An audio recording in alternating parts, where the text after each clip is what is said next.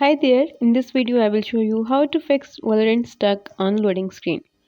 So first of all, you need to right click on Valorant app and then go to properties. Here in shortcut, you need to go to run section and here choose maximized. Now go to compatibility and here check this first box. Run this program in compatible mode for and choose your window. Once you choose it, then next we have run this program as an administrator. So check this box and now click on apply. So in this way your problem will be solved. If the problem still persists, then simply uninstall the app and restart your PC.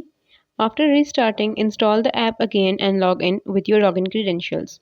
So in this way your problem will be resolved. If you find this video helpful, make sure to like the video and subscribe our channel.